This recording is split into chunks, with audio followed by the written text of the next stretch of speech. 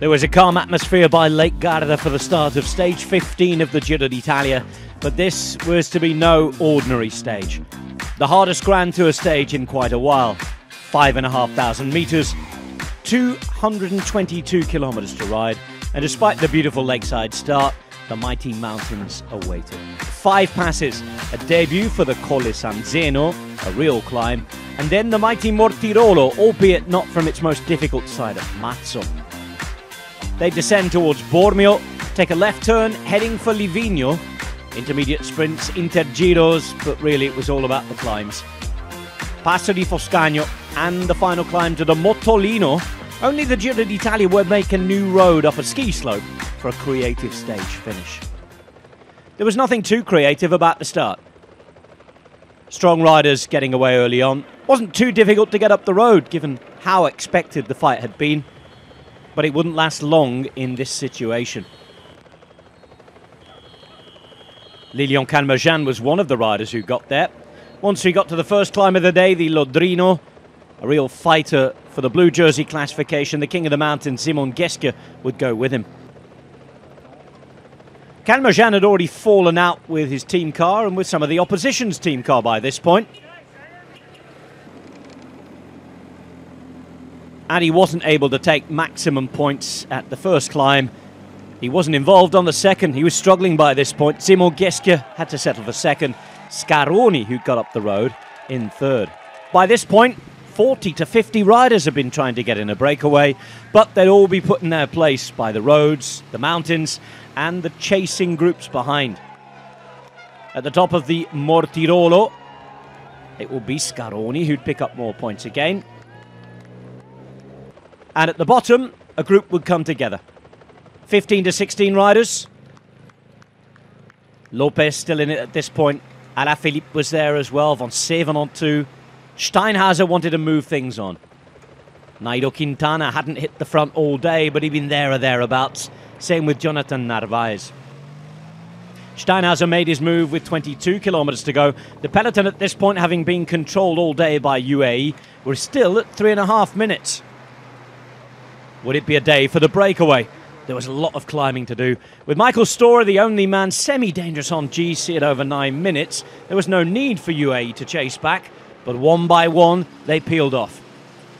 When Micah came to the front, he was told to up the pace. Out the saddle he went, and things were more difficult. At the front of the race, Steinhauser was trying to be joined by Nairo Quintana. He had just under 14 Ks to go, but there were 15 kilometres left for Tadej Pogačar when he took off out of an ever-thinning general classification group. Already a 3-time winner on the Giro so far. A very healthy gap of 3 minutes 41 going into this stage.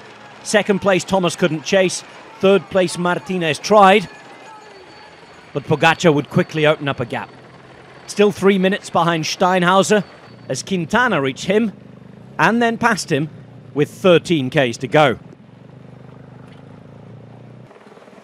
Pogačar found some traffic on his way and was quickly opening time. He had almost a minute on Thomas, Martinez and the rest at this point. Martinez already back in the rest of the GC group. Pogačar was a minute and a half behind Steinhauser and Quintana. And he was on his way. He was a man yet again on a mission. You know the stage is hard when the Mortirolo's not even a headline. The final set of climbs was proving to be too much for the GC group behind. They'd let Pogačar go, unable to keep up with him. Pogačar was ticking the riders off one by one. Over the penultimate climb of the day and reaching Georg Steinhauser. Only Quintana was in his sights as they got to the final climb of the day, the 5K long Mottolino. Gradients of almost 20%, and that did for Quintana. Pogačar reaching him. Quintana, the Giro winner 10 years ago. Pogačar, the new generation. The baton being passed, no, snatched away. The Giro had gone back to its roots with this stage. A horribly long mountain stage. So many meters of climbing. Pogačar started it with a simple plan. He executed it to perfection. The Slovenian fans cheered on. He flew the flag for their nation. A gap of 20 seconds over Quintana, going into the final kilometre. Behind, they were going for the podium. O'Connor was just losing contact on second and third, but Pogačar was well ahead, almost 3 minutes ahead on the road, with one wonderful action. A great day's riding, beastly riding on a beastly stage by a mammoth of a rider. Pogačar doubling his Giro d'Italia lead almost. Quintana having to settle for second place. The congratulations started. Barring incident or accident, with almost 7 minutes of a lead, Tadej Pogačar will win the Giro d'Italia in a week's time. He wanted to finish the job already, maybe thinking already about the Tour. Well, that could be a bit premature. Anything can always happen in bike racing, but Tadej Pogačar is in utter, complete control of the Tour of Italy. It's another sensational solo for the last 15 kilometres. Another day to add another line to his palmarès. A day to add to his legend. 29 seconds over Quintana, but almost 3 minutes into the GC group over 15 Ks. The Maglia Rosa on his back again.